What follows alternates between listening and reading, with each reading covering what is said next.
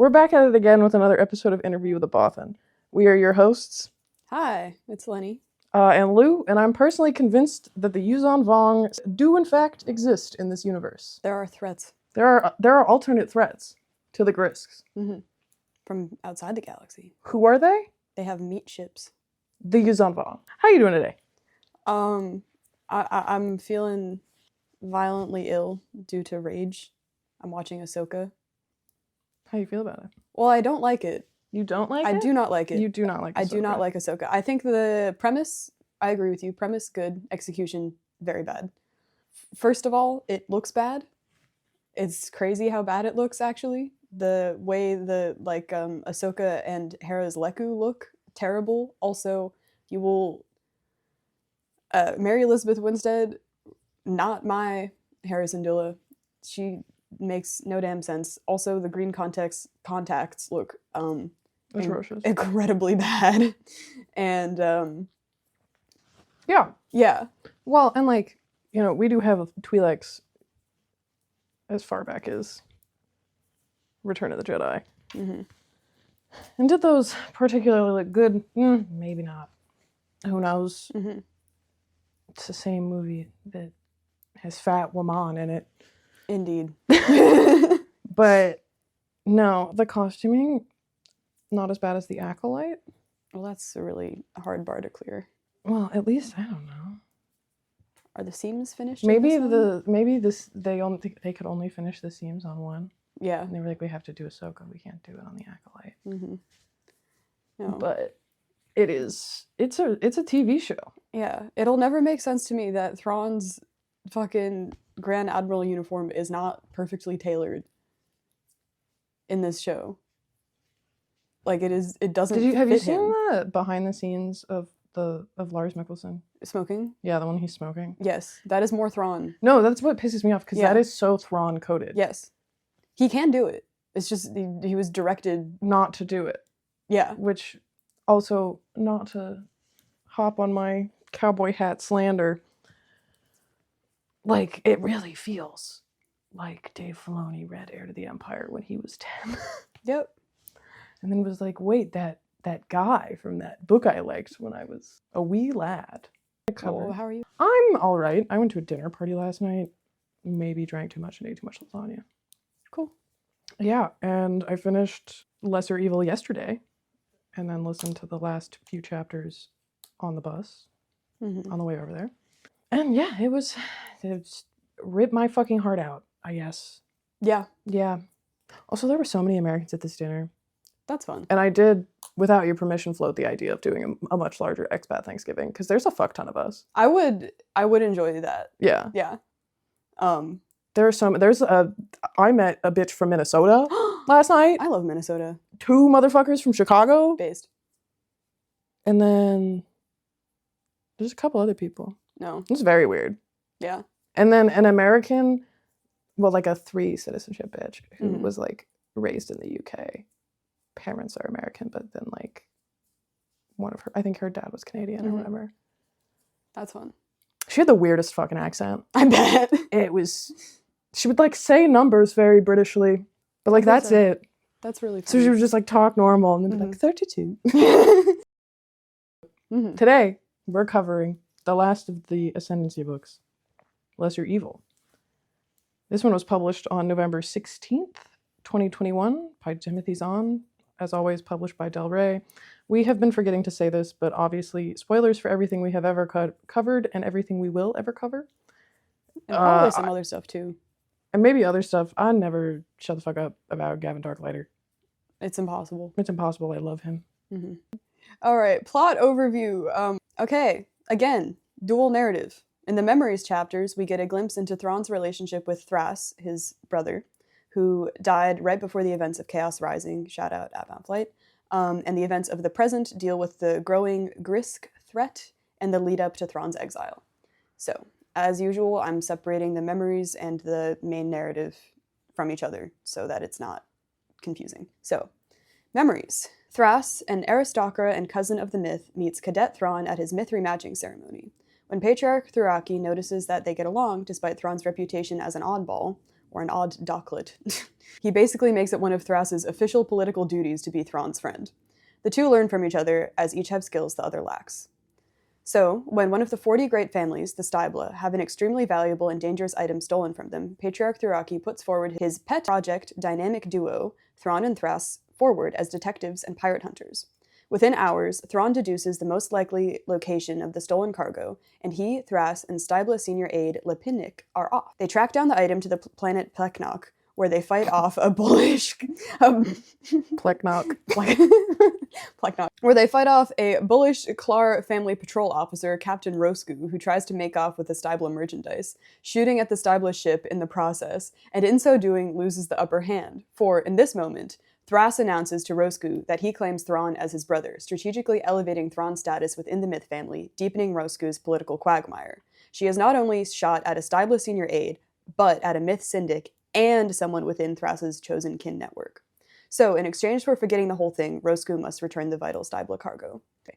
For his efforts, the Stybla honor Thrawn with the honorific Odo suffix, making him the 8th ever non-Stybla to receive such an honor. And at least the second myth. Yep, not since the tragic Patriarch. After the ceremony, Patriarch Thuraki reveals to Thrass that he pushed him and Thrawn together towards a deeper bond of kinship, believing their unique combination of tactical and political skill would only be enhanced through the nurturing of a genuine partnership. Thrawn and Thrass leave the Stybla honoring ceremony, discussing brotherhood and sacrifice. The memory section closes with a snippet of Thrass's last moments, as he sacrifices himself to save thousands during the catastrophic events of Outbound Flight. Hurtling towards death, he privately hopes that Warrior's fortune will smile on Thrawn, the man who was, and who had truly always been, his brother. I'm chill. Are you sure? I'm so... You need to breathe a little bit, because you like sound distraught. These fictional blue men love each other so much. What am I going to do? All right, so, in the present, Jixtus is organizing his forces to pull apart the Chiss Ascendancy from within while he prepares a massive invasion from without. While conversing with a new ally/tool, Generalarius Nakir of the Kilji, a miffed Jixtus crosses paths with Thrawn, who is after the Watith pirates who attacked the Springhawk right before Thrawn returned to the Ascendancy to prevent 3 families from killing each other over a fake Nyx mine. From this interaction, Thrawn determines that the mysterious force behind the blockade at Sunrise is connected with the Agbui plot, the Nicardune threat, and the Watith trap. With this information, Thrawn returns to the Ascendancy and requests to return the Magus to Repak. Bakif assents so long as Thrawn return to the Ascendancy immediately. Thrawn does not return to the Ascendancy immediately. Thrawn elects to stay with the Bakash in their assault on the blockade over Sunrise, sending the Springhawk to return to the Ascendancy without him.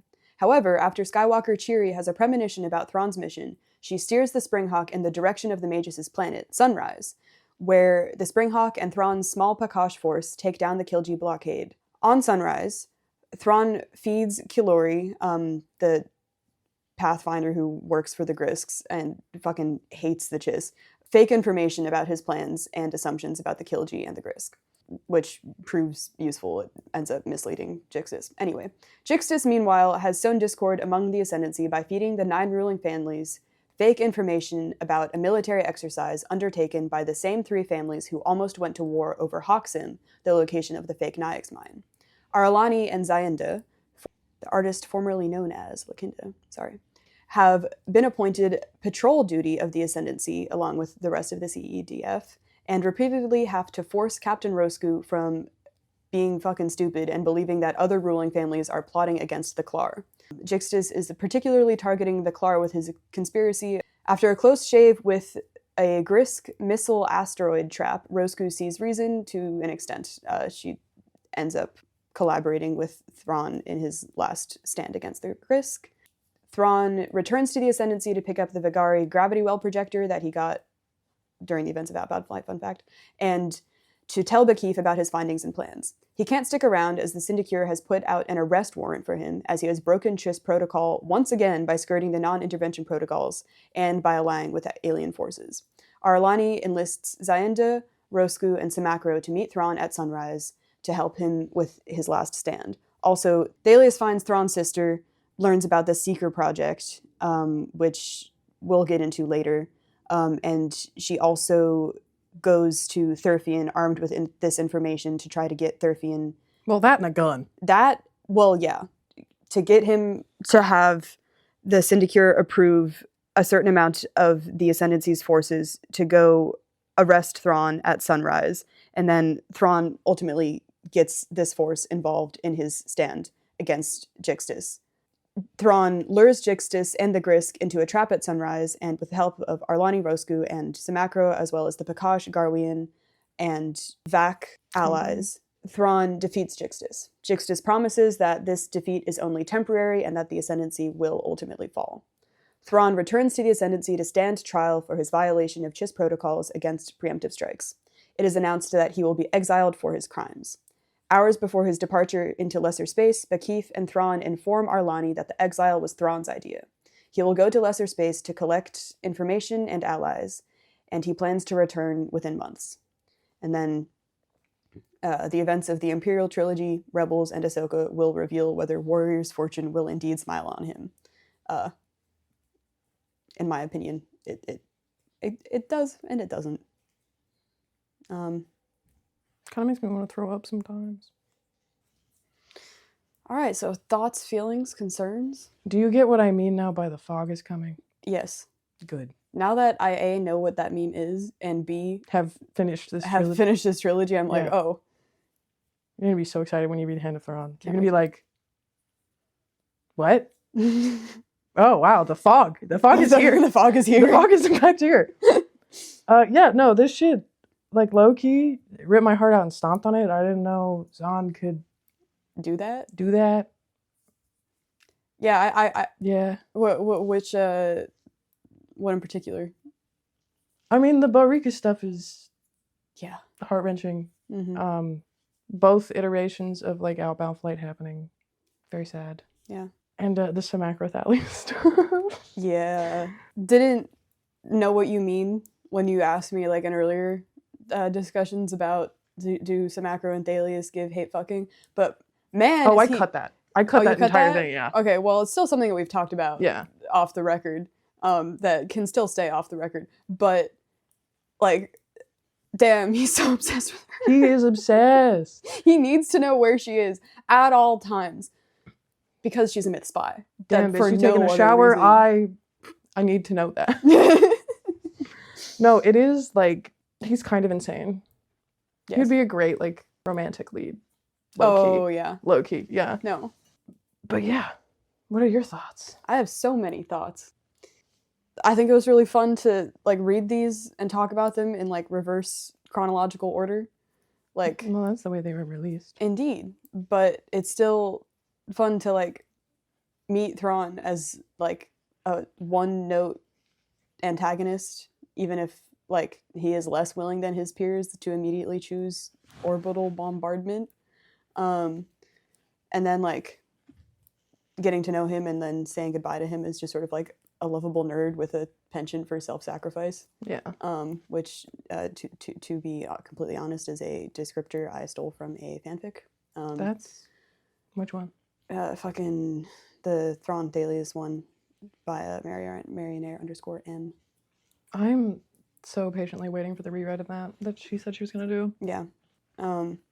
She's so good. She's so good. I don't know. It was funny because, Eli wondered if other Chiss were like Thrawn or if Thrawn is extraordinary. Good to know that Thrawn is in fact fucking weird. Eli is in fact racist. Indeed, for being like, well, I've met one Chiss. I'm sure they're all like this. Imagine, okay, first Chiss you meet Thrawn. Second Chiss you meet Arlani. That's a cursed blunt rotation. That is a cursed blunt rotation, but... Be like, oh, this is... Wow, they're so divorced. Yeah, they are so divorced. They're so divorced in this book. It's so good. When she's like, what the fuck is he doing? Like, or like when... Oh my god, I have to go pick up my kids at this planet. Rutro, when, like, Thrawn goes back to Spacia, and then, like, the CDF, like, show up to, like, try to arrest him, and then Wootro is like, do you think that's Thrawn in that Nicardoon frigate? And Arlani is like, do you know anyone else who would do that? Or is friends with someone with a Nicardoon frigate besides Thrawn? Like, Ungali is so booster tarot coded. I love Ungali so much. I love him so much. He's so down. I've previously noted like that it's cool that there's continuity between like Wingali's ring being like the double snake symbol that's on the cover of these books, and also on the underside of the Chimera, and like becomes like Thrawn's like personal sigil. Like, I don't know, if I find out that the Chiss baddie I teamed up with to get some refugees back to their home planet and make the Kilji/Grisk fuck off is now torturing civilians in front of their peers, and that he's using my ancient clan symbol as his personal sigil, I'd be like a little distraught. No, But that's fair. yeah, you're gonna hate me. Chess Ascendancy. Because they play chess. They do play chess. And I think that was great. Because also I really, on like a different note, I really loved Thrawn teaching Thrass how to play chess. It really reminded me of every time you've taught me how to play a game ever, where you're just sort of like, you sure about that? Is that wise? Yeah. Are you sure? Or I don't know, because like I saw like someone on the internet be like, say something about how like, because like Thrass's like inner monologue at times is sort of like fed up with like how what a fucking know-it-all Thrawn is, and it's just sort of like, I'm sorry if you're, sounds like you're friends with average people. Like, I love when my friends know more than me, and it kind of annoys me sometimes, but then I learn, you know? Like, it's not like you can have a fleeting moment of like, damn, I feel kind of inadequate, but then No, it's so fun Yeah. to have different skill sets from your friends. yeah, it's great. I like that we teach each other things. And I know you would be like, boo-hoo, I don't know anything. I'll admit that I know things. It is I, Lenny, I'm so stupid. That's a really good impression of me, though, actually. Yeah, it is in fucking the Chaos Rising recording I edited. I like that we have very different skill sets, and we know Mhm. very different things, and we cook different things Mhm. and shit like that. Yeah. The memories portion of this, like, stops around, like, chapter 21. Yes. And so I wanted to skip ahead to see what the last memories was. And I was like, oh, it's only 5 minutes. It's 2 a.m. I have time to do this. And I did that. And I proceeded to full body sob. Like, Thrawn at some point was loved.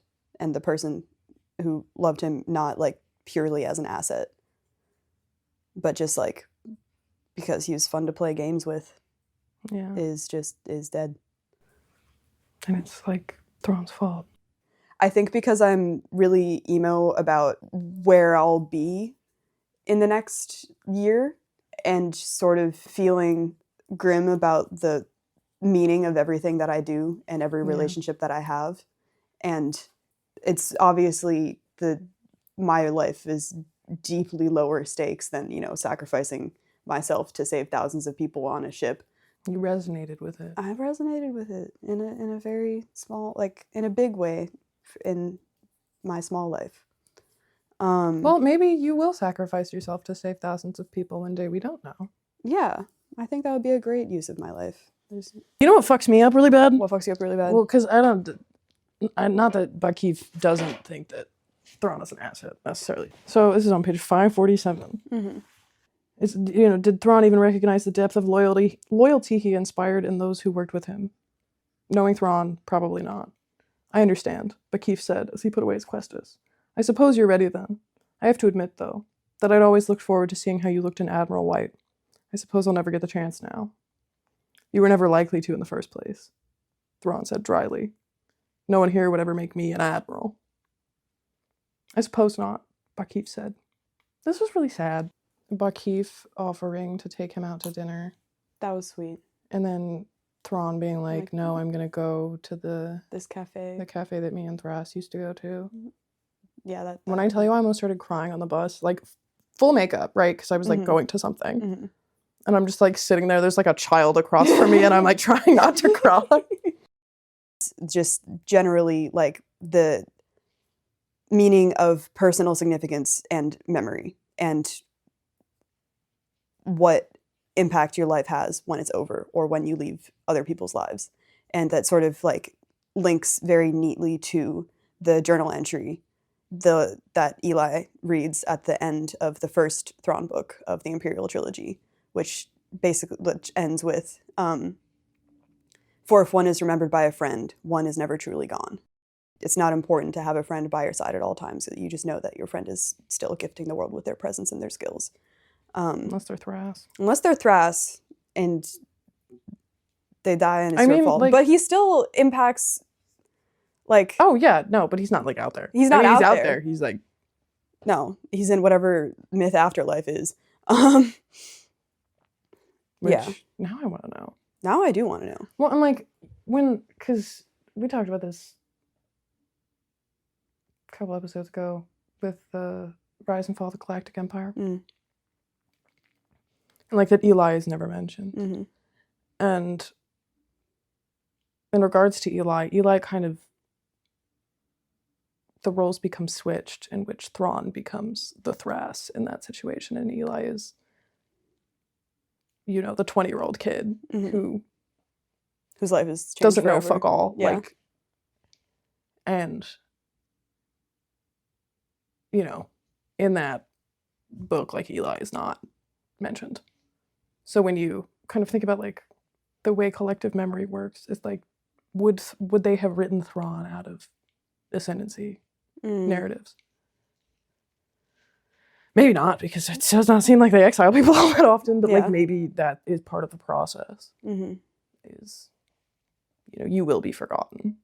We will go out of our way to make sure no one remembers who you are, even though, you know, you are kind of responsible for lasting as long as we did, I guess.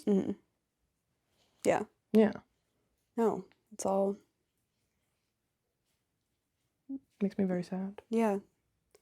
But also just somewhat hopeful. I don't know, I think there's like I think the general statement here is that it's not, like, it's nice to be remembered by many, but what's important is to be remembered by the people who really know you. Yeah. Well, and it's like, even in that case, like, when you're talking about kind of, like, I guess, long-term narratives, is like, even if Eli is not remembered in the history of the Galactic Empire, he is through Thrawn's abhorrent fucking actions. Because, you know, He did the math. he did the math. The math checks out. Well, no, but, like, you know, he seems to have filled this role that was lost by Thrass's death, and kind of, like, I guess, inspires Thrawn to bombard planets for 17-year-old boys. Because, like, I mean, we also learn in this book, low-key seems like a conspiracy to, like, have the myth and Stiblet take control of the entire Ascendancy. Because, like, if the goal is, okay, so, like, they compare Thrawn to the tragic patriarch in tactical matters, but then are like, damn, this motherfucker Too autistic. too autistic. We need to find someone who's, like, good at this. And then they get Thrass. But so in this idealized world where Thrawn does not get exiled, I guess, does not, which is a world that could have never existed. So what, you have Thrass become the patriarch, Thrawn is then what, the supreme admiral of the military? Yeah, that's a very robust claim to myth power, while they also know about Starflash and are and have been tight with the Stibla for 1,000 years. Yeah, like, it's, like, based. Do it. Yeah. I love a good coup. Yeah. Did you see that coup in, I think it's Guinea-Bissau? They're like, we don't know if this was a real coup or not. Because he's, like, tweeting from, the guy's, like, tweeting from prison. That's great. And they're like, we think he just wants to, like, not have the elections because he's, like, wildly unpopular. Yeah. Well, basically, it's, I don't know, it's interesting to learn more about, like, Thuraki's hopes for Thrawn through his, like, engineering of Thrawn and Thrass's relationship, because, like, he does identify Thrawn's potential, but it's like, damn, you need a normal person next to you, maybe. Not maybe. Definitely. Definitely. Wow. Yeah. And also it's cool to learn more about myth family history and the sort of, I guess Starflash isn't exactly a nuclear bomb, but it's not a nuclear bomb. It's a fusion bomb. Yeah. I guess. Yeah, it uses the energy of suns. Very different from the nukes we have, but I guess it's a Yeah. nuke nonetheless. Yeah. Also, like, talked about in the similar vibes as nukes are. I don't know. Yeah. We actually have two. Yeah. Don't tell anyone. And I don't know, it was cool to learn about the tragic patriarch, and the reason why the Myth family crest is a sun is because a bunch of myth blew themselves up. Yeah. And then it's also like the memories also sort of like provides like context behind like the political stability of the family system, particularly in relationship to like the whole vibe of the Clara family. They're very, I mean, it just really reminds me of like how Lakinda, when she was of the Zodlak, sort of thought about her family. You know how this could be avoided? How? Is if nobody in the military was attached to a family. Yeah, right? I feel like you don't need to just have flag rank to do that, you know? Tab, I guess someone's got to pay for it. Yeah. Well, the real reason that the memories exist is because how fucking dare you decanonize my girl, Lorana Jinsler, Yeah. and the OG Joris Sabioth. Mm-hmm. Yeah. Oh. Yeah. Which is like yeah, that's really funny. Yeah, I know that's not Drew Sobath. Why? I killed him. I murdered him personally. He was fucking weird. Yeah. Which, like, if Thrawn thinks you're weird, you're fucking weird. You're fucking weird. Like, wow. So the interesting thing with Timothy Zahn is that he is kind of at the beginning of the EU, quote unquote. Like, obviously not. You know, you have the Brian Daly stuff and the Marvel comics and shit in the 70s and 80s. But, like, people, when they think the first EU novels, they think Heir to the Empire. Since he's written for both, even though he doesn't really have a say in what happens in Rebels or what happens in Ahsoka. Because, you know, you take issue with the fact that Thrawn is so Elon Musk coded in Ahsoka and that he's just kind of stupid in Rebels. Which, like, yeah, things are exaggerated in cartoons. I'm aware of that. But his books do kind of work together. And while I cannot quote anything from this right this second, because I didn't prepare quotes for this, is like he made an effort for his books to work together, regardless of continuity. Which is why I made the joke about the Yuzhan Vong. Because, well, he did not write for NJO. I think he might have been slated to write one book, maybe. But Hand of Thrawn sets up New Jedi Order, and a lot of the plot stuff is dropped from that, but kind of like the Chiss and the Empire of the Hand and the New Republic kind of having this alliance against the Yuzhan Vong. Also, I haven't read New Jedi Order, so I'm not 100% sure about the plot beats for that.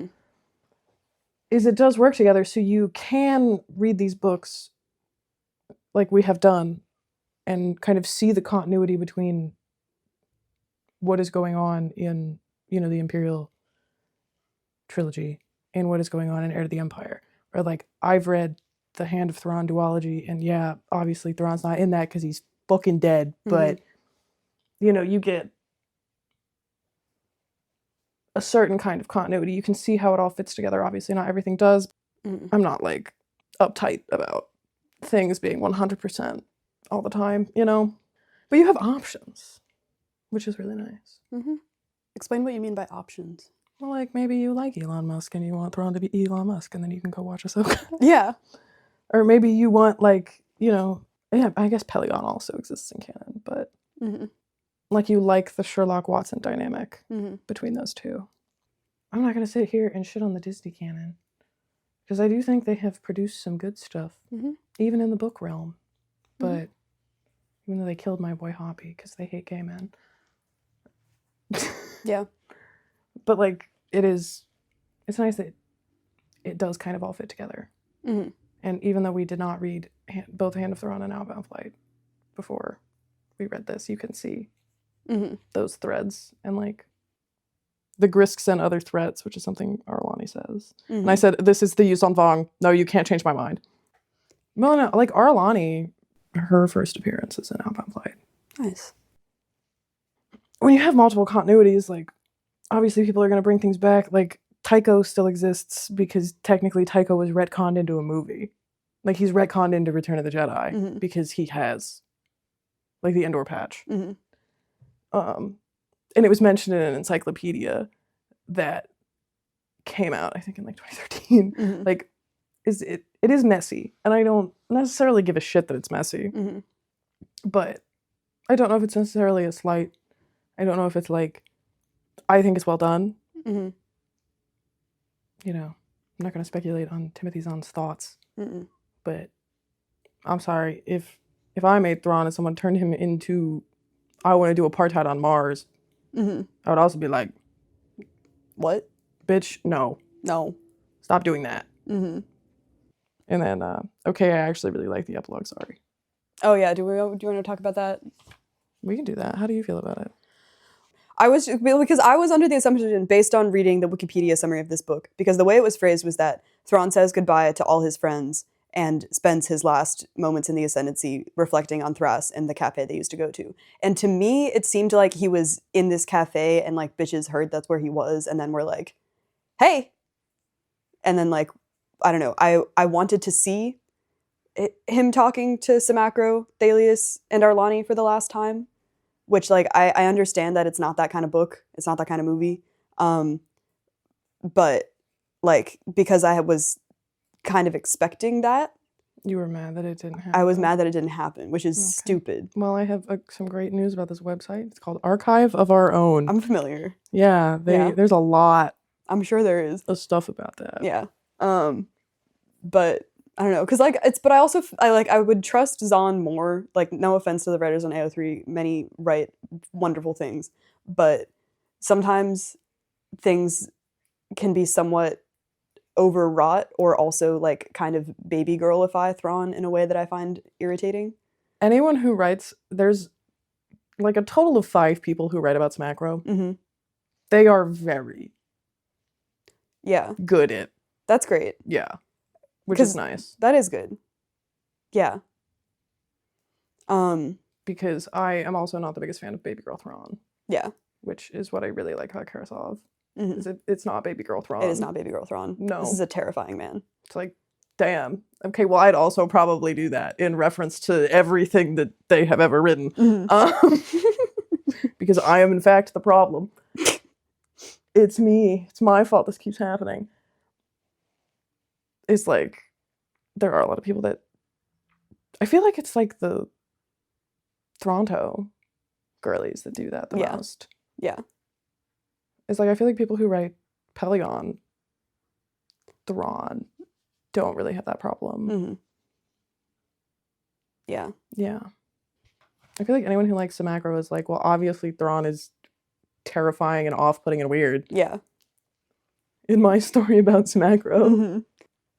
Yeah, I guess like maybe it like changes the way you view Thrawn based on which character you think the most about him interacting with.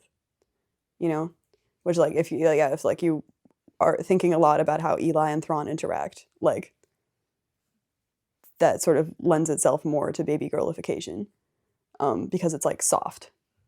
Which it's really not. It's just not. Also, like, I feel like there should be more of a discussion of the fact that, like, Thrawn is, like, 25 years older than Eli, which I have no problem with. But I feel like it would change the dynamic a bit more than the way it's written. Yeah. And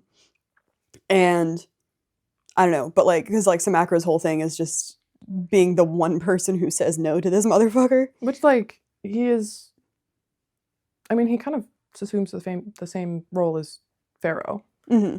Or like Pharaoh also says no to him. Sure about that, bud? Yeah. It's like, interesting. Girly pop, no. Which I would say people who write like Karen Pharaoh, Thrawn, because there's plenty of that as well. Mm-hmm. It's baby girlified, but not in the same way. Mm-hmm. I think it's just the Toronto girlies. Yeah. They just cannot. Maybe I spend too much time in that sphere. Because I do. Yeah, you really gotta like get out. Yeah. Experience other. Like. Well, because there's also a lot of people that write like entirely OC like Chiss stuff. That's interesting. Which I really like because I think the Ascendancy is very interesting. The Ascendancy is interesting. Okay. Okay, yeah. So that's the Toronto girlies. Okay. But I do think, yeah, like Zahn would. But I don't think that's Zahn's vibe. No, he would like to have a goodbye, like an actual Yeah. like over. Yeah, no, it's not. But again, it was just me being sad. But I also think like. Well, he does maintain some level of contact, at least with Arlani. Mm-hmm. And like. Yeah. God, I wonder. Presumably Samacro. Yeah. I feel like Samacro. I'm just thinking about like what. How obsessed he is with Alias. Well, no, that, but also like hearing news about Thrawn. You just piss him off. Where he would be like, "Oh my god, this can't. We need to get him back. Get him back. I need to yell at him." Like do you? Because they have the like, what the fuck do they call it? The triad communication systems. Yeah. Oh, they could. He's just unanswered text messages. Thrawn, what the fuck are you doing? Thrawn, answer me. Answer me right now. Missed call. Samacro. Yes, I'm fucking Thalius. What's up? Yeah.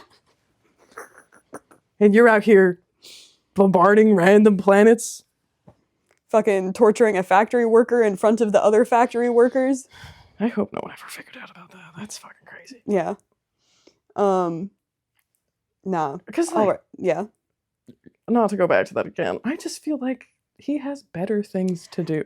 He would just send someone else to do that. How many people are there in the galaxy? If he wanted to do that, you know? Like trillions of beings? He'd be like, hey, Karen Farrow. I know you're the captain of this ship. Will you go torture this guy? There are 12 Grand Admirals, and you're telling me that one of them has the time to go to a random fucking factory on Well, Lothal. to be fair, it's his factory. I understand. But you think there's like like he would you think there's like a hierarchy? Yeah. It's like you have other people that you could send. I just feel like Thrawn is all about efficiency. I feel like he would organize his time. And I don't think he would make time for... He would read a report about it. And he'd be like, oh, they tortured that guy. Yeah. Okay. All right. Oh, well. He's dead. Shit. Nothing I can do about it now. No.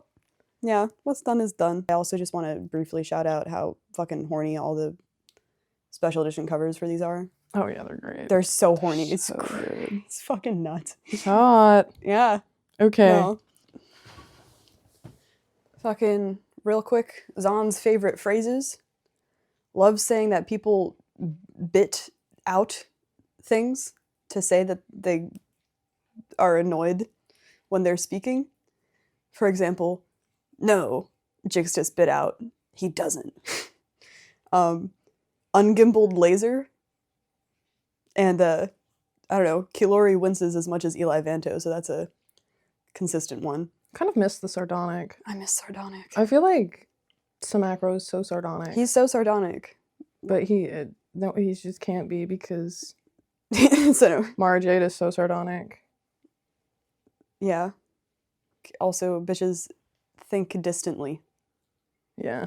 I think distantly a lot. Me too. So relatable. Time to talk about Blanakin. Okay, so what do I mean when I say Blanakin?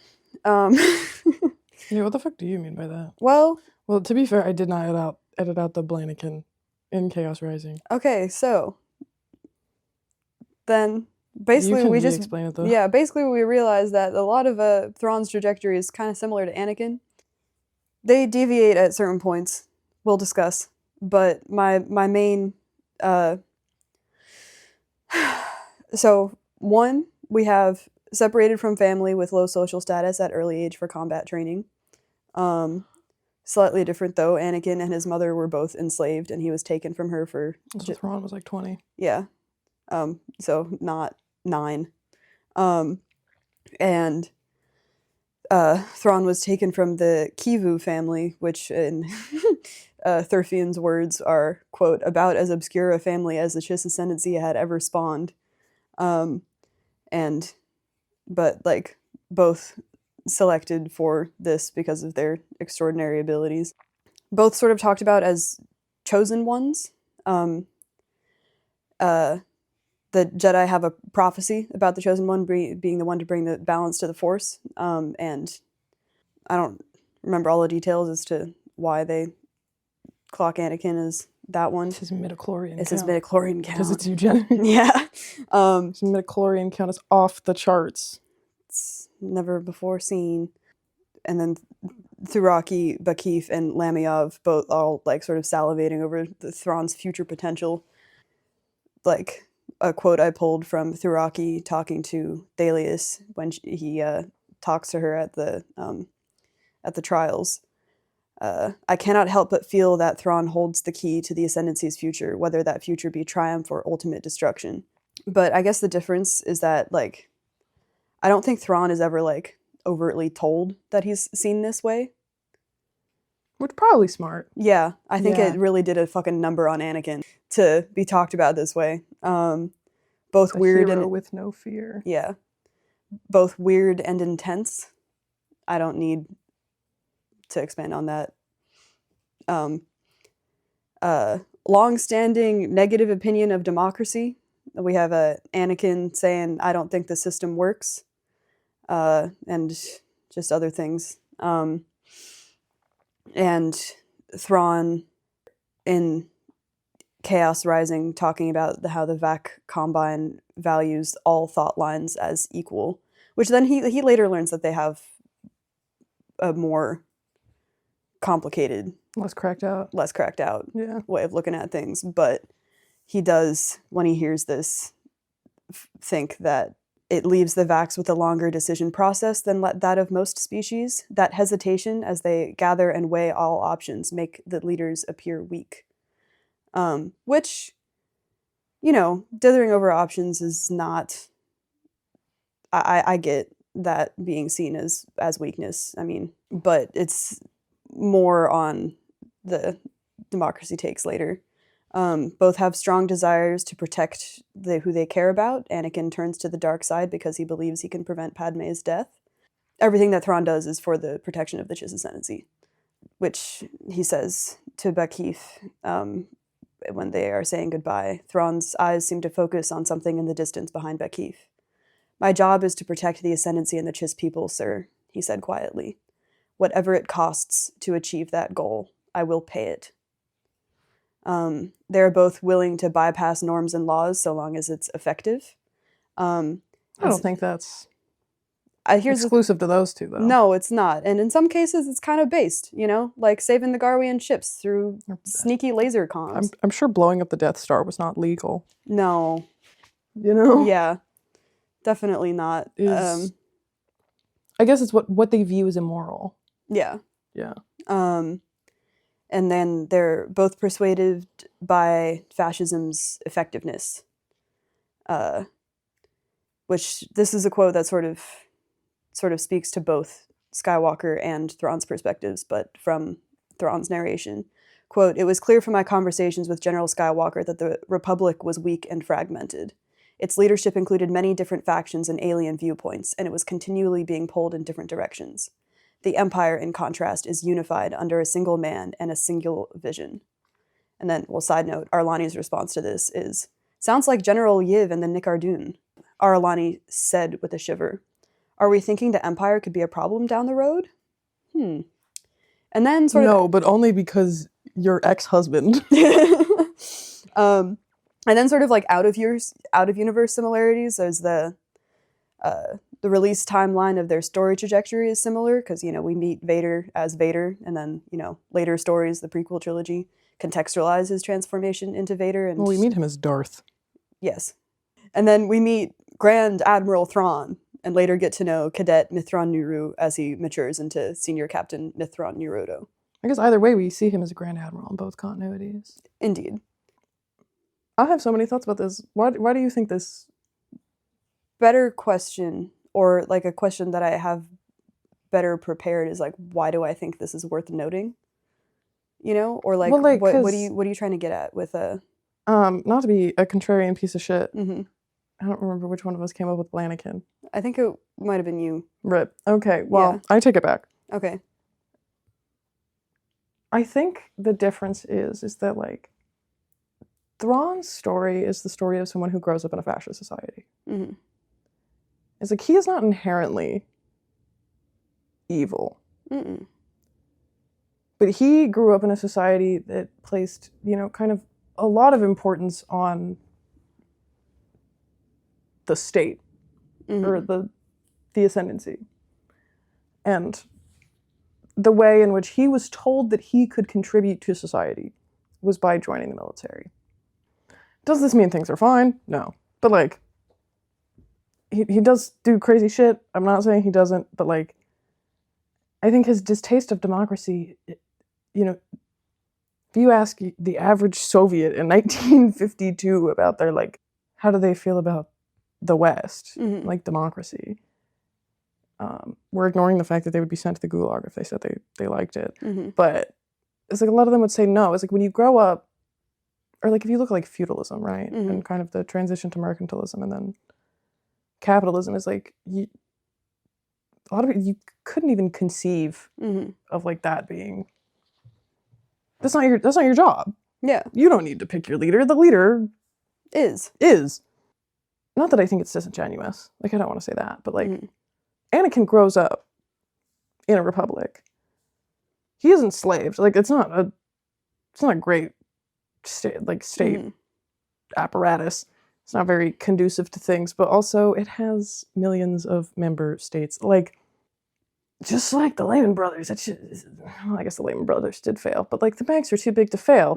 Is like you have this enormous state apparatus. And if it collapses, everyone is in fact fucked. Because you've kind of specialized to a point where like you can't be a self-sustaining planet. It's like the Chiss Ascendancy is in fact self-sustaining. Except for when Thrawn is like, no, we actually need these other guys. Like, it does help, but they might have similarities, but I don't think their trajectories lead them to the same place.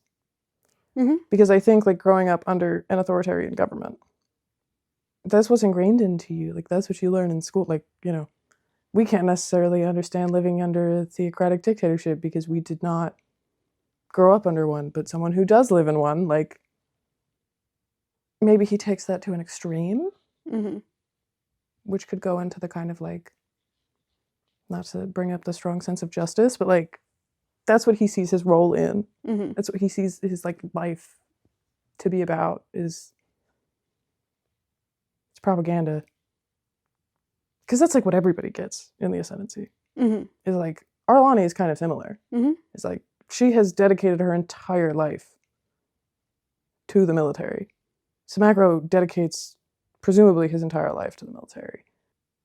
And like, you have the Skywalkers and Thalius and stripped from their family as children, and then their memories are wiped, and like, that they are ripped away from their life for the protection of the Ascendancy. And then essentially discarded. Which is something that, like, yeah, I guess mimics the Clone Wars, but like, the only person propagandizing Anakin is Sheev. Does a very good job, but like... Yeah, because like what I'm trying to argue is not precisely like a one-to-one. No, I want to... Yeah. No, I know, but... explain to you my thing, is like... No, I agree with everything. Thrawn was going to always be like that. Yeah. And I don't Anakin think there was not always going to be like that. Yeah, I don't think there was ever another option for Thrawn. Yeah. Well, I think the main difference is like my perception of like Thrawn's narrative as like a corruption narrative and your perception that is inaccurate, which I do agree now that it's inaccurate to call it a corruption narrative, to Thrawn as a corruption narrative. But I think they still like they just sort of like both sort of like to me like somewhat as like cautionary tales of like the cost of having unlimited power, but also like having inflexible priorities. Yes. Of like not recognizing that like sometimes like the choice that you make to protect your priority isn't necessarily the morally correct one. Both of their priorities are like protecting what is closest to them. And that's, admirable, actually. Well, I mean, in a sense. At least Thrawn didn't like kill the Ascendancy. Choke the Ascendancy to death. Yeah. And then the Ascendancy died of a broken heart. And not a fractured fucking trachea. larynx. Like, yeah, what? Like, And I also, like, your point is well taken about, like, the very different contexts that Anakin and Thrawn grew up in, right? But I also feel like the somewhat counterpoint, not exactly counterpoint, but just like to something I'll put forward is like how much of a democracy was the Republic actually, you know? Oh, it wasn't. Yeah. But like it was in name. And the ideal is the there. ideal is there, right? Because, And like, yeah. Anakin is failing to live up to these ideals. Mm-hmm. And you could say, like, the Chiss non-intervention stuff Mm-hmm. is like Thrawn failing to live up to Chiss ideals, but I would argue it's not. Yeah. Because presumably that's always happened. Mm-hmm. People just don't talk about it. Yeah. Well, and then also, like, Bakif and Arlani, like, all, like, privately agree with him. Yeah. But, like, Thrawn's the only one who's, like... About it. About it, yeah. Because, as you've said, for better or worse, he's a fucking ride or die. Yeah, Thrawn is in fact a ride or die. Like, yeah. Anakin is not a ride or die. No. Anakin is very wishy-washy. Mm-hmm. Like, there's a reason why I'm... I want you to continue. Yes, there's, like, a reason why I want to make this comparison. Or there are many reasons. One, it's just... Funny. It's funny. A, Anakin is a funny thing to say. B, there's a lot more... It's also... You could say that's why they hate each other. Yeah. No, because I want to get to that. But there's also, like, at least so far, or at least in what I've found, because I haven't looked that closely, like, a lot more, like, written about Anakin's trajectory. And I feel like because there are some similarities between Anakin and Thrawn, it, like, helps to, like, read what people have said about Anakin to, like, contextualize Thrawn. Like, you sent me that Reddit link to stuff on the Internet Archive. Oh, the Maw Installation Reddit post? Yeah. Which I don't remember the specific fucking thing that it is. Saga Journal. The Saga Journal. Shout out to the guy in the EU Discord that sent me that. Yeah. I was talking about it. Even though I was actively breaking Rule 3 because I was talking about my Jedi thesis. Damn. Because you can't talk about real life politics in the Discord. Shit. Yeah. I didn't get banned though. That's good. Shout out. Yay. But there's this one article that talks about Anakin's perception of democracy. I Don't Think the System Works, The Politics of Anakin Skywalker by Ami Padme, which links Anakin's politics to the philosopher Plato. Plato. Who's, you know... The Chiss philosopher Mithran Naruto will think. Yes, will. So, just brief background on Plato. He was a 4th, 5th century BCE philosopher run around in Athens, boys with Aristotle and Socrates. Plato grew up in a time when Athenian democracy was similarly cooked in the same way that fucking the Republic was. And so Plato, like, backed the aristocratic revolution. He thought that the best idea of a state was, like, ruled by the best of, like, philosopher kings. Which they, like, map on to how Anakin views a state should be run. Someone who makes decisions. Yeah. Someone who, yeah, no, because, like, no one was fucking making, I don't know. Well, that was kind of on purpose. She was, in fact, doing that on purpose. Oh, yeah. Yeah. Yeah, because there's, like, a similarity between, like, the way, like, Sheev destabilized the Republic democracy and the way, like, Jixtus destabilized the Ascendancy's, like, political balance. Mm-hmm. Like, basically articulated by, like, a different article as a failure to listen. Like, if you just get people to stop communicating with each other and stop trusting each other, like, you will get them to turn on each other, and then there will be a power vacuum, and that's when you step in. And yeah, so, like, we see, like, with the Republic, the democracy being fragile, which we know from life, and also seen in Plato's time, also seen in the Republic, and, like, the Ascendancy literally all the time, all the fucking time. Yeah, it's actually very hard to run a state. It just is. And, like, the Ascendancy is not a democracy, but the political balance is deeply fragile. And Jixtus is able to turn family against family and uses, like, conspiracy to prevent folks from hearing each other out. And this, for Thrawn, like watching this breakdown of communication changes him. Like Bakif notes that the shift in Thrawn's outlook and perspectives after Hoxham, which I feel like might be linked to him like putting the pieces together of like the Grisk threat and like conspiracy. But I also feel like because Thrawn is good at recognizing how things should work logically. Well, and also just how cooked the Ascendancy is at that moment. Yeah. He has a real sense of urgency. And so then we get to the point of Thrawn, quote unquote, choosing the Empire, which no, he doesn't, because he is exiled. He is put there. And he is there to collect information, but he only plans, like the plan initially was for him to be there for a couple months. Like he did not plan to ultimately be like enlisted, I guess, in the Empire's army. But saw it as a good opportunity to acquire more information. And also he is aware that the Empire is flawed. We see this in his discussion with Night Swan at the end of Thrawn. Yeah, King. Yeah, he's like, no, dude, but like, here's my plan. I'm going to be a Grad Admiral, which means when fucking the Emperor dies, I'll be one of the guys that they talk to select the next guy. Which, like, if you grow up in the Ascendancy, makes sense. Yeah, completely. And, like, the other thing is, like, we don't necessarily, when does Bakif die? Obviously, Arlani is still alive as of 2 BBY. But, like, Bakif is definitely fucking dead. Mm-hmm. Maybe the military saw this as the information was too good. Mm-hmm. It's like, you are getting us really good intel. Mm-hmm.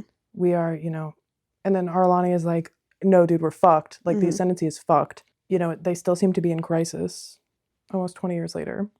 Well, yeah, and now there are some Chiss who are Grisk clients. Yeah.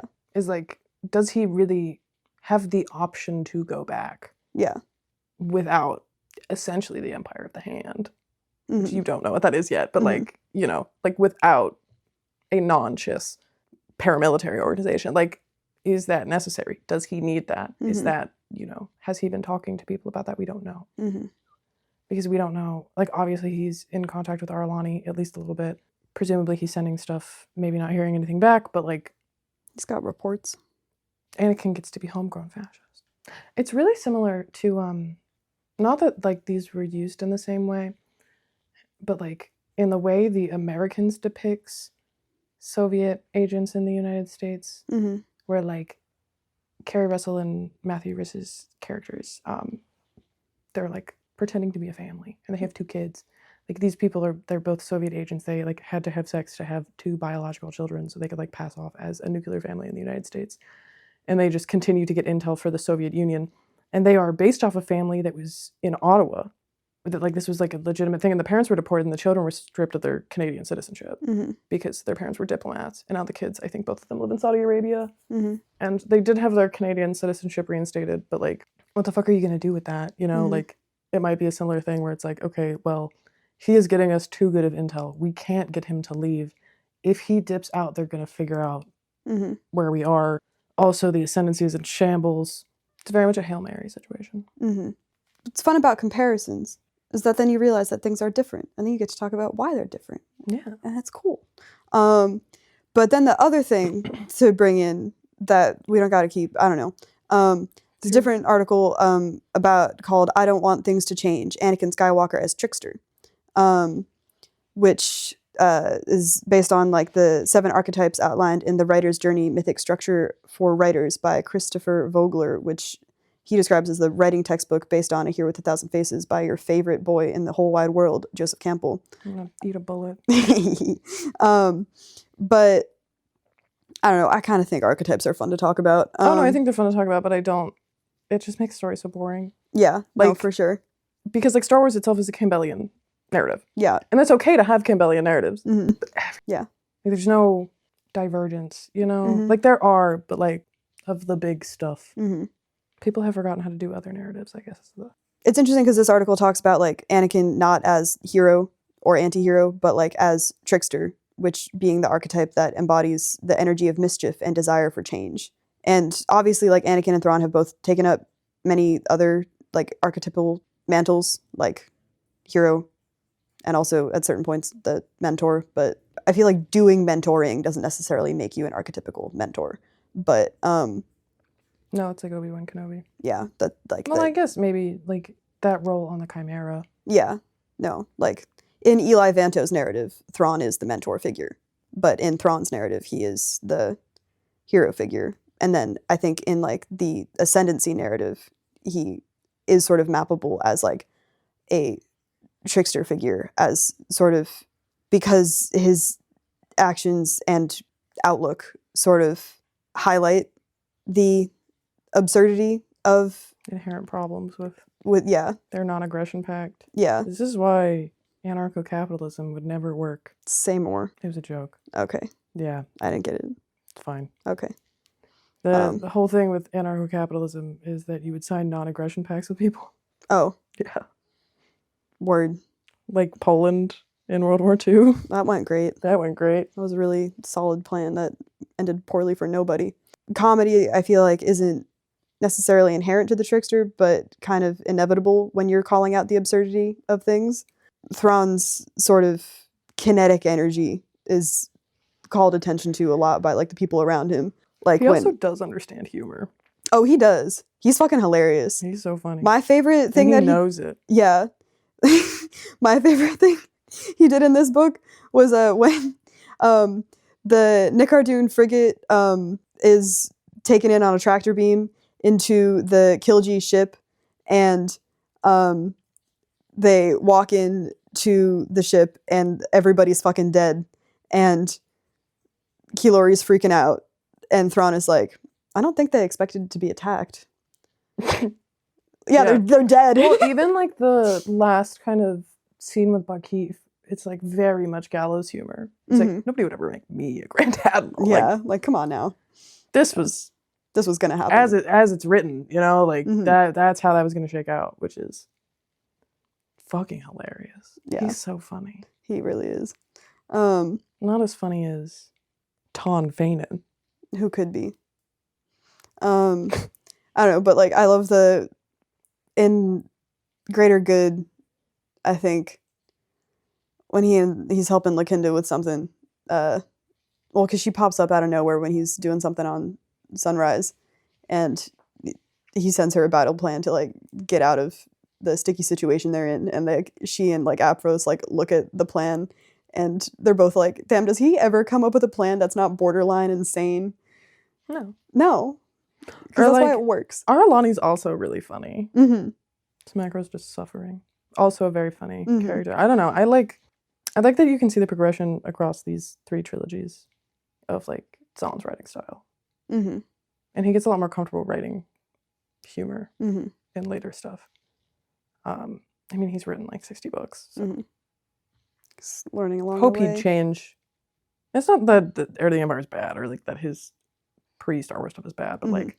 And then when Anakin / Vader and Thrawn work together, I feel like, I don't think Thrawn hates Vader, but Vader certainly fucking hates Thrawn. I don't think Thrawn likes Vader. No, not particularly. But because we spent a lot of attention in like Thrawn Alliances on the number of times that Thrawn is like, well, if Anakin Skywalker were here, he'd stop being a little fucking bitch and listen to me. And Vader's like, Anakin Skywalker is dead.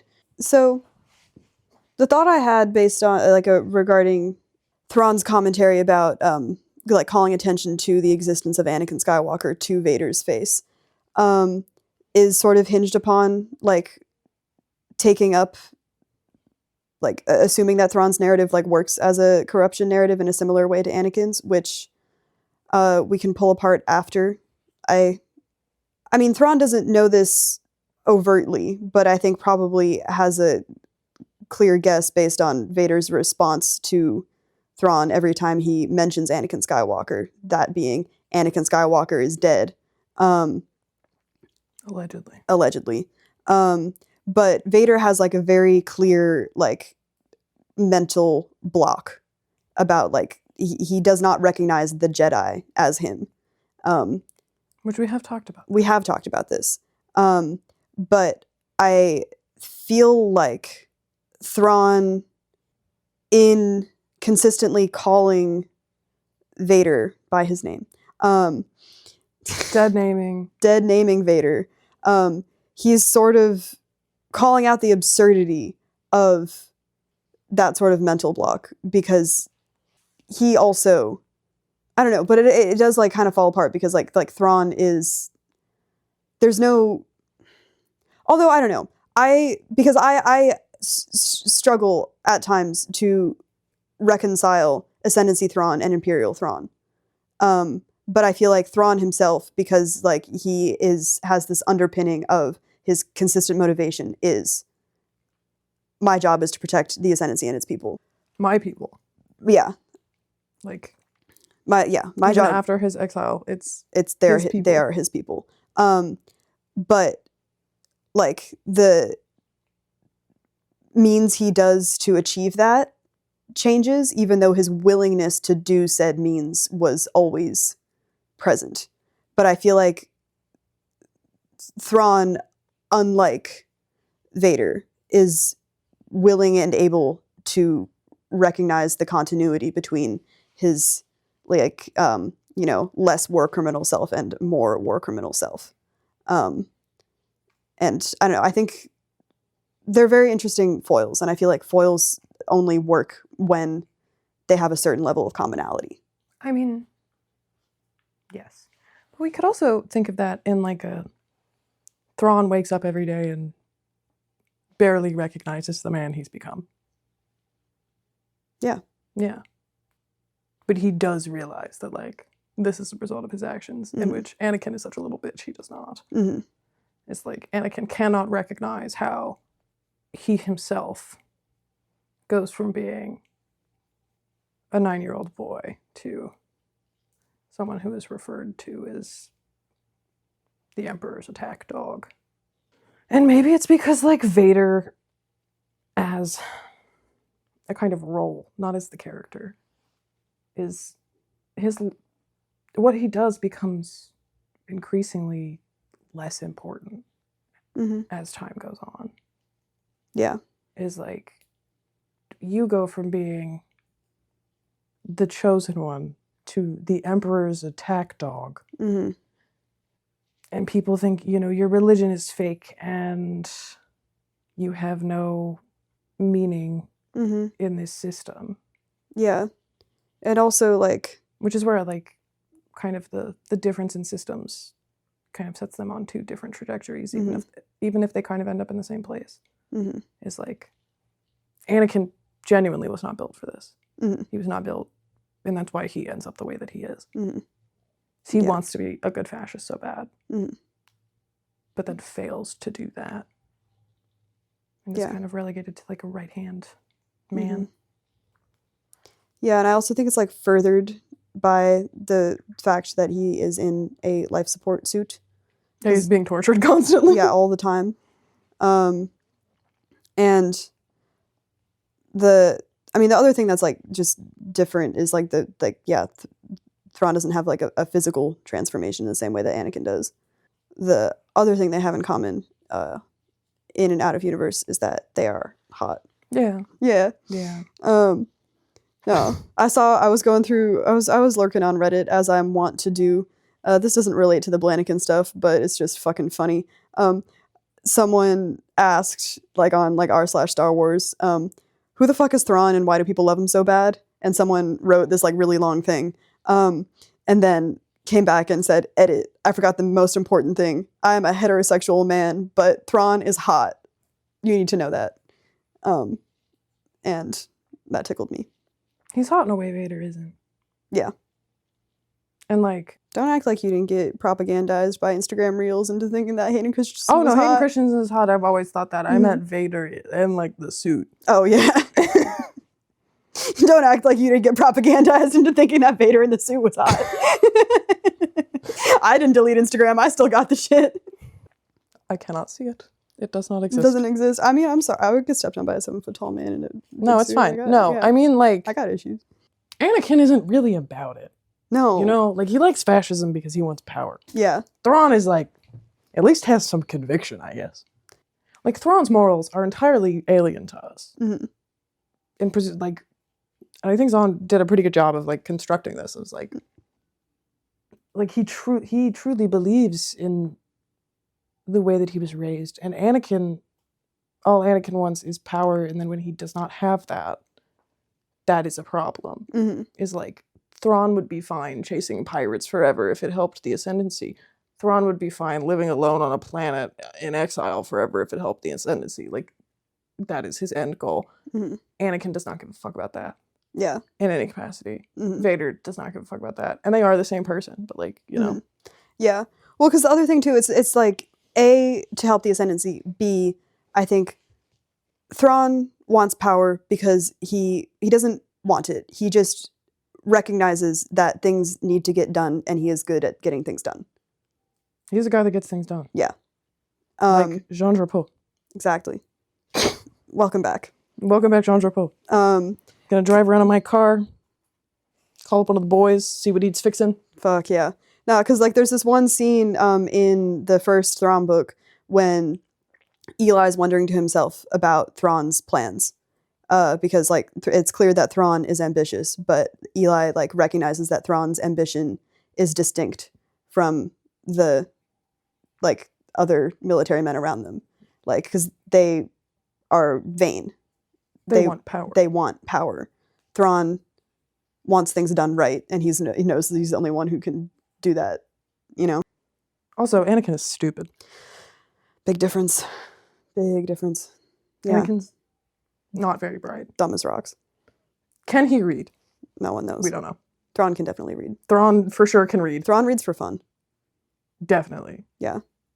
Looking at his little art books. He's in the Star Wars or the Just Ascendancy equivalent of Internet Archive, being like, What would the Star Wars-ism for Internet Archive be? I guess HoloNet Archive. I guess. But they don't have the HoloNet in the Just Ascendancy. But they have an equivalent. They do. Yeah. I love that Questuses are just iPads. Well, that's what a holopad is. Oh yeah, but it's or just a data great. pad? Yeah. He's like, He's He's literally me. Thrawn has like tens of thousands of karma points on just Reddit. Yeah. For identifying obscure He's like, oh my god. I know that. Yeah. Like, identify this ancient myth coin. Ah, yes. From the Blah era. The Blah era? I couldn't think of a thing. All right. These coins are characterized by, and then it's 8 paragraphs. It's like that, and then Anakin's is just like in the Star Wars car subreddits being like, your paint's ugly. Yeah. It's very obviously voiced to type. Or very badly spelled.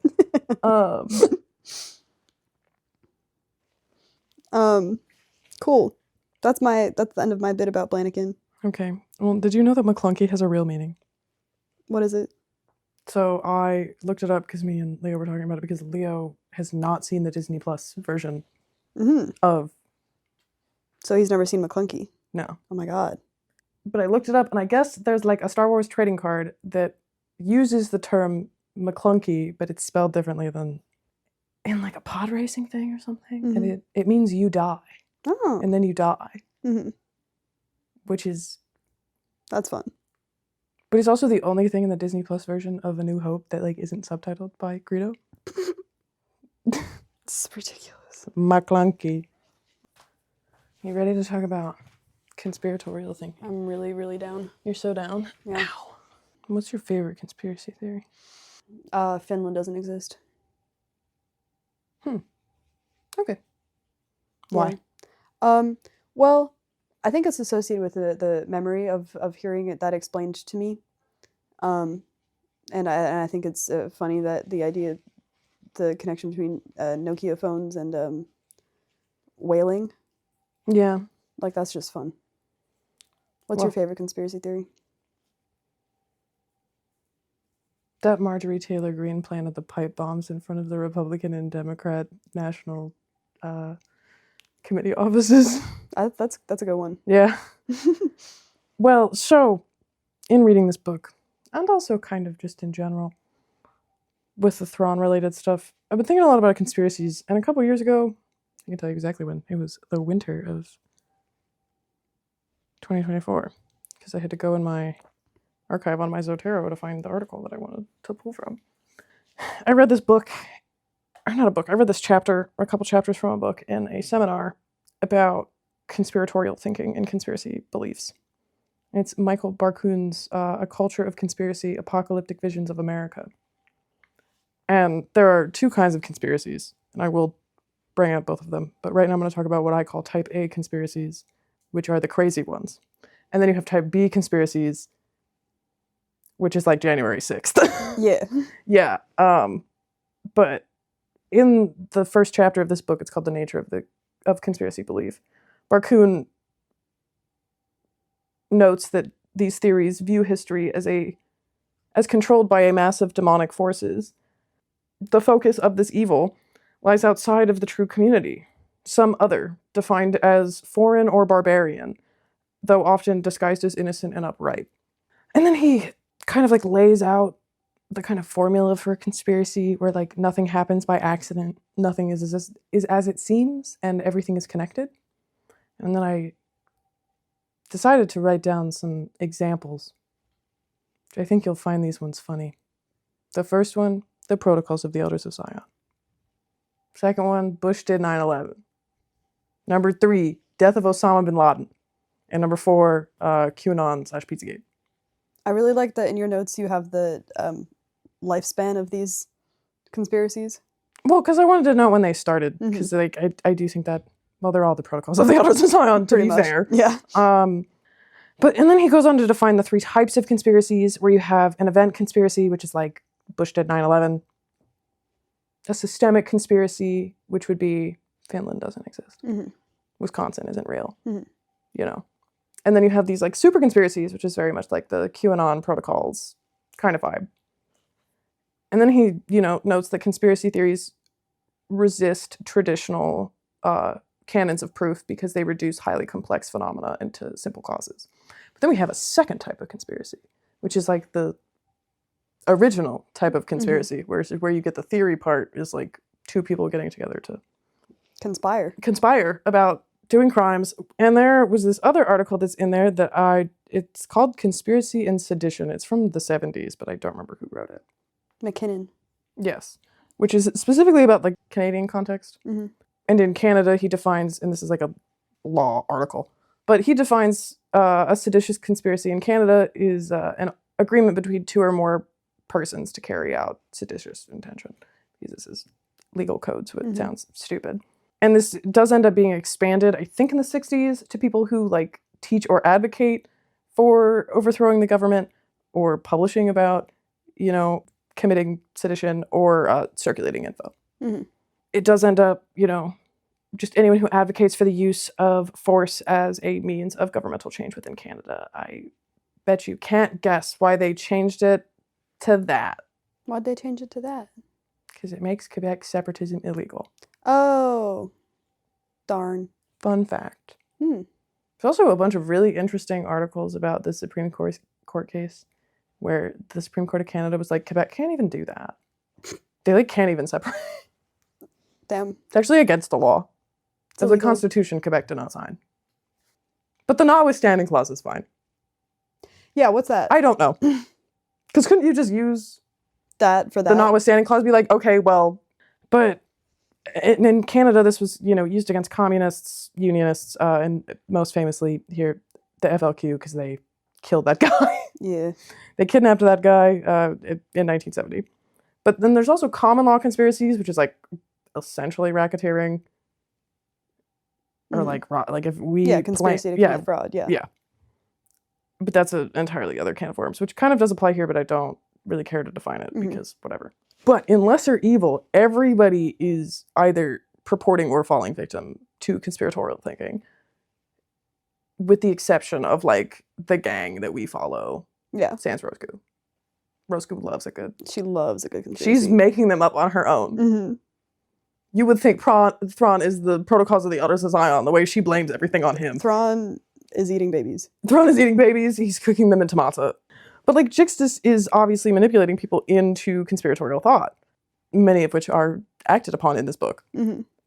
And the Clar are the best example of this. But then you could possibly say that the reactions from other families Mm-hmm. also fall into this, because he is going to everyone. Mm-hmm. And I don't fuck with Thurfian, but like at least Thurfian is like, No. Yeah. So first and foremost, you have Rivlex, and I guess by extension, part of Roscoe's conspiracy theories, because I have 3 separate sections on her. Mm-hmm. She's something. She is really something. So Rivlex gains favor with Jixtus. I don't really know what that means. It really just seems like he thought he could play you, and then he was correct. Mm-hmm. Rivlex like starts asking people to do crazy fucking shit because he's like fully convinced that the Daskalo Yeah. are like out to get the Clar, which Mhm. like, I'm sorry, there's a random alien that no one's ever seen his face before roaming around the Ascendancy. Like, get a hold of yourself. Yeah. You are not the most important thing to ever exist. Mm-hmm. But he like, when people push back on this, and like when Roscoe specifically pushes back on this even a little bit, he like strips her of Command. her position. Like, he fully believes that what Jixtus has told him, which is kind of crazy. Don't trust a random man. Yeah. But then I have the, and I quote, Roscoe / Thurfian / Zistamalu / Bakith / Tharaki / all of the Stybla. And then my note for that is maybe I should just call this the conspiracies about Thrawn, but I already have Thrawn's conspiracies. So it is, all of the names are bad. But well, so there's conspiracies about Thrawn, and then there's the conspiracies involving Thrawn. yeah, but the 2 different types of conspiracies. Yeah. Is like the conspiracies about Thrawn are all like conspiratorial Mm-hmm. thinking. Thrawn is doing conspiracies, but they are not the ones people are talking about. Yes. He's like, yo, what if we all went AWOL? Yeah. I think it'd be funny. I think I'm going to use this ship I just found to pretend that it's shooting at me. Therefore, no civil war. No one's going to talk about it, though. Think smarter. Mm-hmm.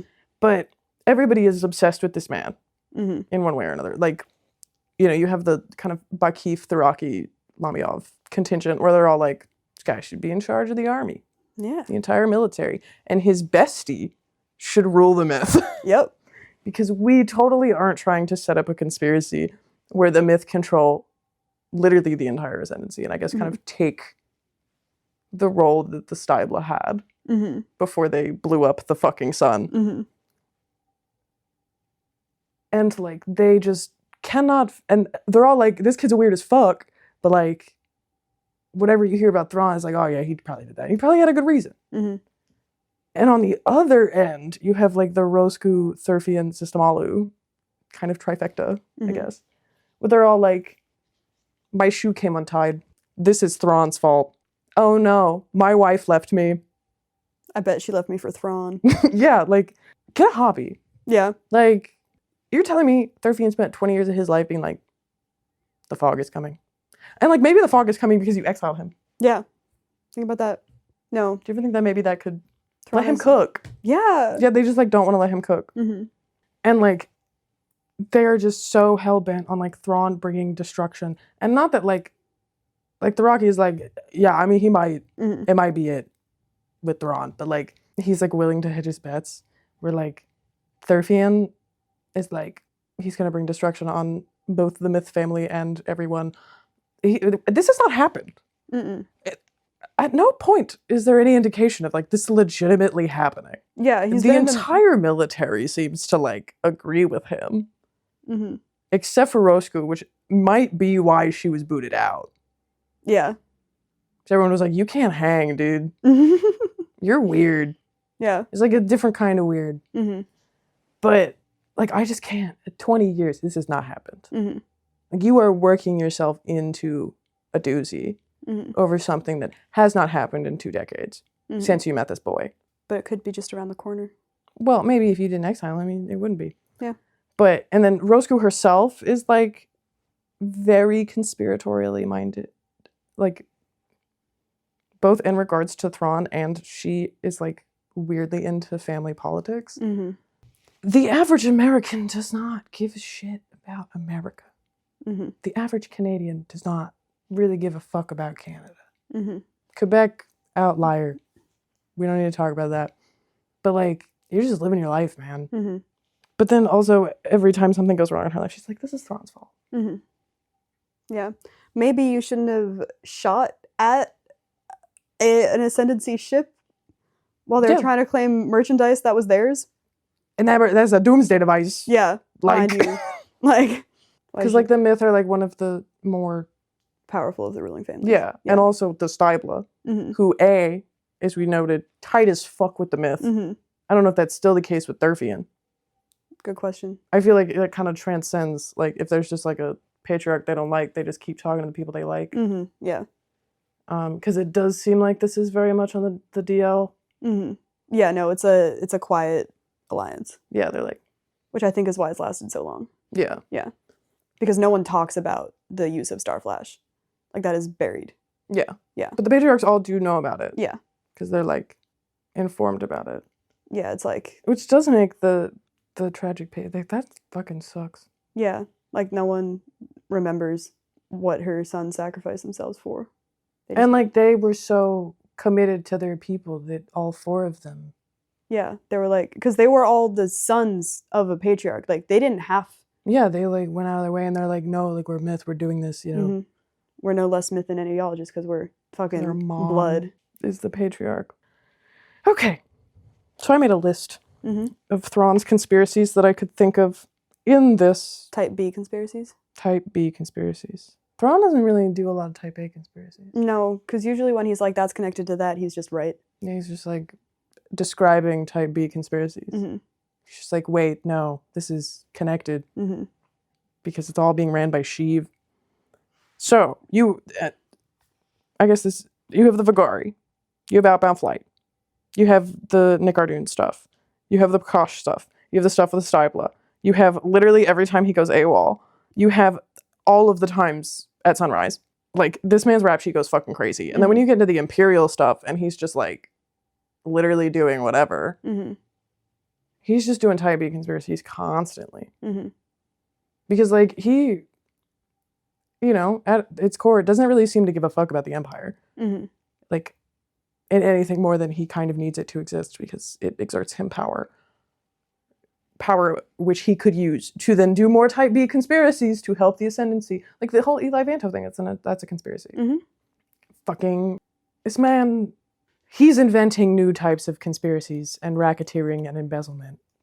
Low-key. And then, like, in the Legends canon, he's, like, embezzling military assets, which I guess he does this in the Imperial Trilogy as well with Eli, but, like... Charles Ponzi. That guy. He's inventing...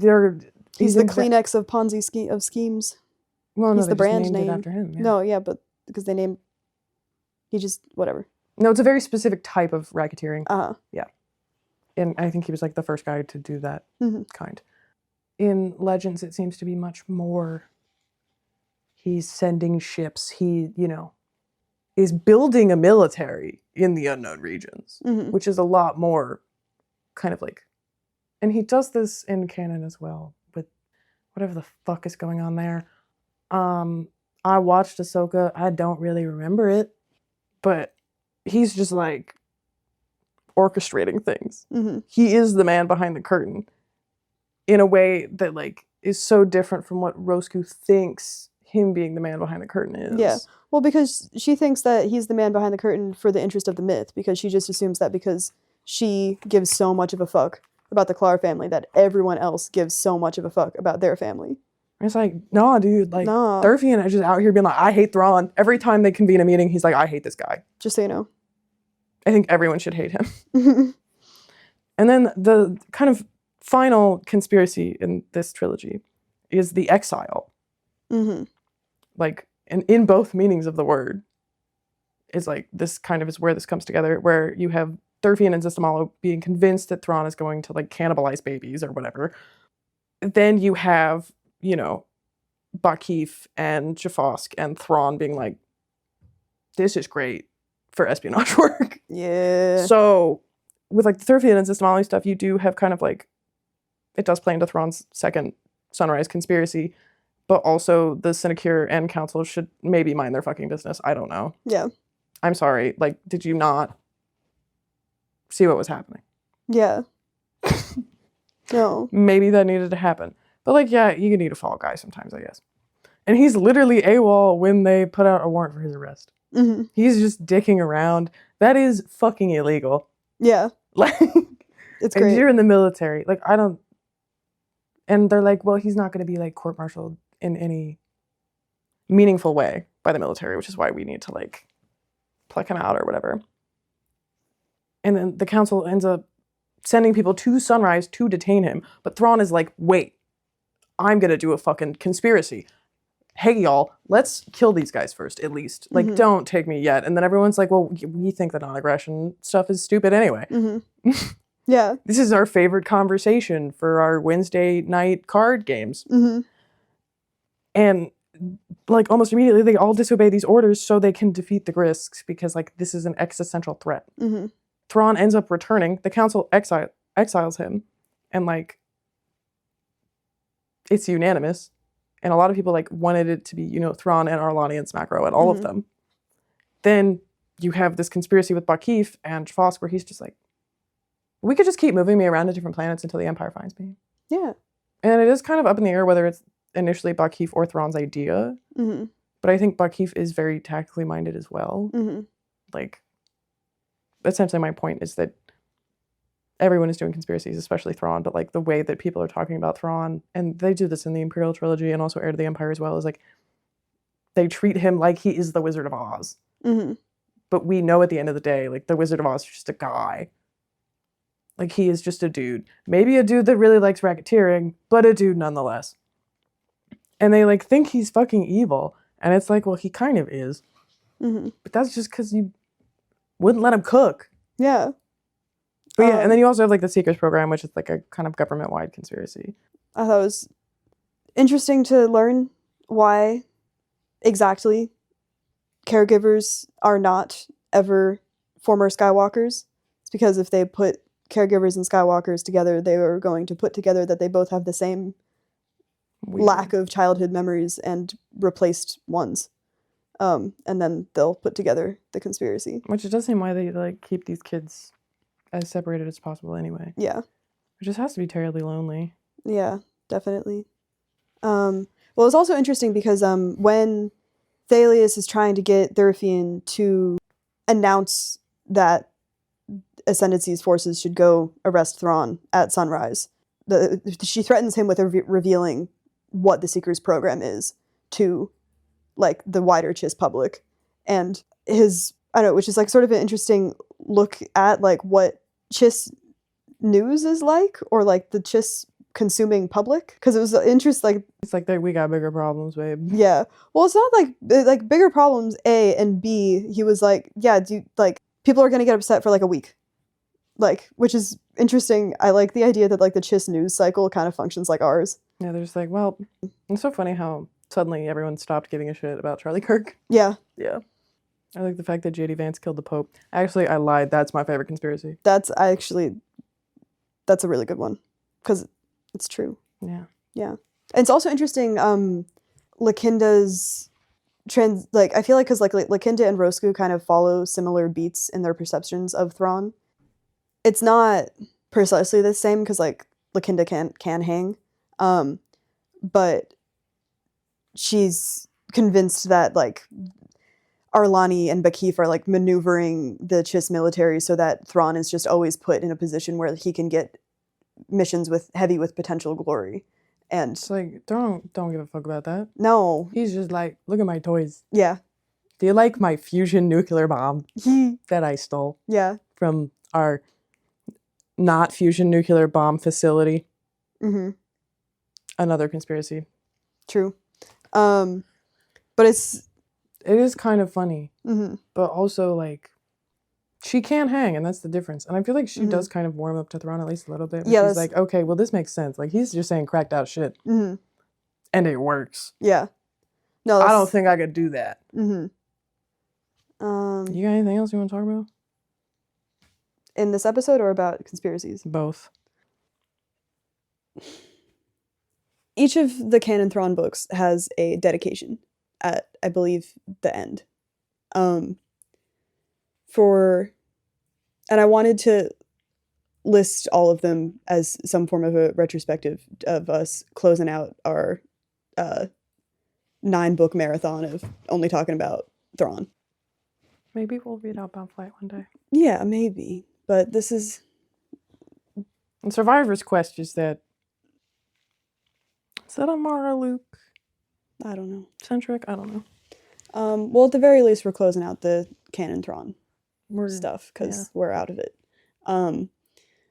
So some of these are more interesting than others, but I'll read them all and then go back to the ones that I think are worth unpacking. So Thrawn, for all those who have wished for more stories of Grand Admiral Thrawn, and to all those at Lucasfilm and Del Rey who made it happen, thank you. Thrawn alliances. For all those who've ever wondered if they were teamed up with the wrong person, ... Thrawn treason. For all who have ever had to consider the cost of doing the right thing. Thrawn chaos rising. For all those who stand on the edge of chaos. Thrawn greater good. For those who recognize that the greater good is seldom good for all. Thrawn lesser evil. For all those who've had to choose between two evils and wished there was a better choice. And for all those who have worked to make that happen. I personally work to make more evil choices.